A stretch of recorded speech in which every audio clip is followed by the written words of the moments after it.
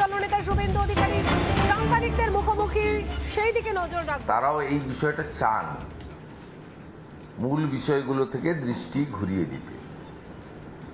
আমরা মূল বিষয়গুলোর উপরে লাগাতার আমাদের যে প্রচার কর্মসূচি, জনগণকে ঐক্যবদ্ধ করা,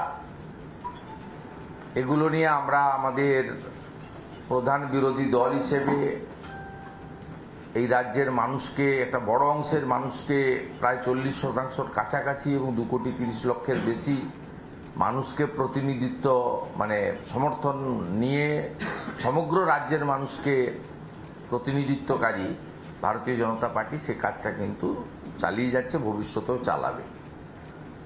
আমি আজকে যে বিষয়ে আপনাদের সঙ্গে মিলিত হয়েছি সেটা হলো আমাদের ভারতের নির্বাচন কমিশন, সাংবিধানিক বডি, তাদের যে এসআইআর প্রক্রিয়া চলছে, এই প্রক্রিয়া নিয়ে মমতা ব্যানার্জির ভণ্ডামি, তৃণমূল কংগ্রেসের মিথ্যাচার এবং দ্বিচারিতা নিয়ে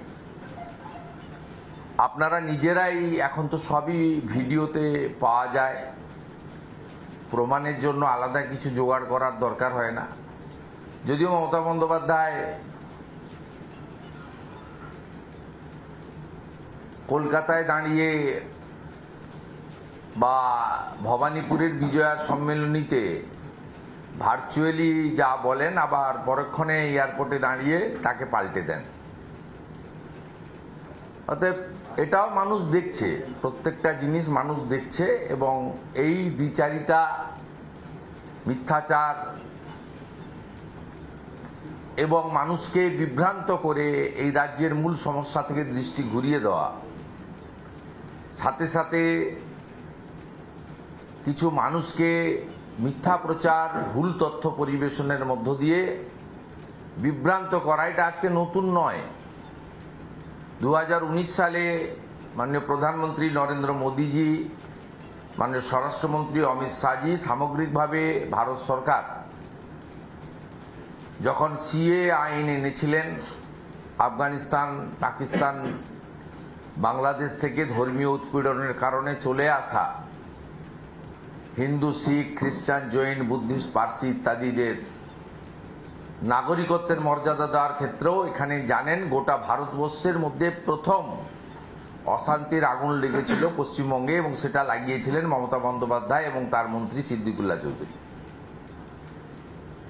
সেদিন নবান্নর সামনে 37টা বাস পোড়ানো হয়েছিল, যার মধ্যে 22টা সরকারি বাস। মালদা শামসিতে রেল লাইন উপড়ে ফেলে দেওয়া হয়েছিল। মুর্শিদাবাদের আজিমগঞ্জে হাজারদুয়ারির মতো একটি গুরুত্বপূর্ণ ট্রেন, তাকে পুরো ট্রেনটাকে জ্বালিয়ে দেওয়া হয়েছিল। রেজিনগর, বেলডাঙ্গাতে রেল স্টেশন পুড়িয়ে দেওয়া হয়েছিল, এবং উলবেড়িয়াতে করমণ্ডল এক্সপ্রেসে যে পেশেন্টরা ফিরছিলেন সিএনসি ভেলোর থেকে, তার উপরে পাথর পড়েছিল। এটা লাগিয়েছিলেন আগুনটা মমতা বন্দ্যোপাধ্যায়। পরে 21-এর নির্বাচনেও তিনি সিএ কে এনআরসি বলে, যেহেতু আইন হয়েছিল কার্যকর হয়নি, তার কিছুটা সুযোগ নিয়ে মমতা বন্দ্যোপাধ্যায় ও তার যে ইকোসিস্টেম, তার যে নেতারা রয়েছেন, যারা প্রকৃতপক্ষে না হিন্দুর উপকার করেছেন না মুসলমানের উপকার করেছেন, না শিক্ষিত হিন্দুদের চাকরি দিয়েছেন না শিক্ষিত মুসলমান ছেলেদের চাকরি দিয়েছেন, না স্বাস্থ্য ব্যবস্থার বেনিফিট সর্বস্তরের মানুষকে পৌঁছে দিয়েছেন, অথবা পরিযায়ী শ্রমিকদের যে একটা বড় অংশ, যাদের মধ্যে মুসলিমরাও একটা বড় সংখ্যায় আছে, তাদের জন্য কর্মসংস্থানের ব্যবস্থা করে তাদেরকে নিজের বাড়িতে ফিরিয়ে দিতে পেরেছেন, কোনোটাই করেননি। তাই সেদিনও সিএ কে এনআরসি বলে ক্যাম্পেইন করে ভোট নিয়েছিলেন। এটা নতুন কিছু নয়। তাই এসআইআর যখন বিহারে ঘোষণা হয়, বিহার তো নয়, ওই নোটিফিকেশনে আপনারা দেখবেন তাতে পরিষ্কার ভারতবর্ষে এসআইআর চালু হয়েছিল ওই দিন থেকে। তারপরে 21শে জুলাই সভা থেকে কিভাবে হাত টাত ছুঁড়ে, কিভাবে ওই অখাদ্য হিন্দি ভাষার উচ্চারণ তো আপনারা জানেন, ঠিক আছে, উনি কারো কারো দক্ষতা কম থাকতে পারে, উনি নিজেও বলেন যে আমি হিন্দি কম বলি, কম বুঝি, ইংরেজি ভুলভাল হতে পারে, আমি বাংলা মিডিয়াম থেকে পড়েছি, ঠিক আছে। সেই সীমাবদ্ধতার মধ্যেও তিনি মূল বিষয়টা হচ্ছে তিনি বলেছিলেন যে এসআইআর করতে দেব না, বাঙ্গাল মে নেই হোগা। সাথে সাথে ওনার যে কোম্পানি পরিবারবাদী পার্টি, তার ম্যানেজিং ডাইরেক্টর সেকেন্ড ম্যান, তিনিও বলেছিলেন যে পশ্চিমবঙ্গে এগুলো হবে না, আমরা বুঝিয়ে দেব, ইলেকশন কমিশন ঘিরে ফেলবো লাখ লাখ লোক নিয়ে। এবং উনি 27 ফেব্রুয়ারি থেকে নেতাজি ইন্ডোর স্টেডিয়াম থেকে রীতিমতো লাগাতার সরকারি আধিকারিকদেরকে এবং নির্বাচনের কাজে যুক্ত কর্মচারী তাদেরকে ধমক চমক দিয়ে আসছেন। প্রথম তিনি ধমক দিলেন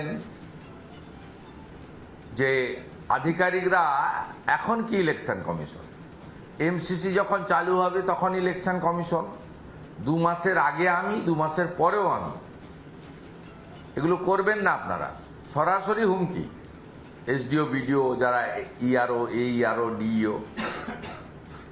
তারপরে আরো এক ধাপ এগিয়ে গিয়ে বোলপুরের প্রশাসনিক সভা থেকে বললেন যে আমাকে না জানিয়ে কেন 1000 বিএলও গিয়ে দিল্লিতে ট্রেনিং নিয়ে এসছেন। ডিএমদেরকে মনোজ পন্ত মহোদয় নন অফিসিয়ালি বললেন এদেরকে চেঞ্জ করে দিতে হবে। কিছু কিছু জায়গায় চেঞ্জ করেনি তা নয়, চেঞ্জ করেছে, এবং আমাদের নজরদারি থাকার ফলে সবাইকে চেঞ্জ করতে পারেনি। আমরা নজরদারি রেখেছিলাম প্রত্যেকটা দিন 24/7 উনার অপকর্ম, উনার ষড়যন্ত্রকে আমাদের ঠেকানোর জন্য যা যা করার আমরা করেছিলাম। কিন্তু নানা ধরনের কন্টেন্ট দেখার জন্য লাইক করুন, শেয়ার করুন আমাদের ফেসবুক পেজ, সাবস্ক্রাইব করুন আমাদের ইউটিউব চ্যানেল। পাশাপাশি অন্যান্য ব্রেকিং নিউজের জন্য অবশ্যই চোখ রাখুন রিপাবলিক বাংলায়।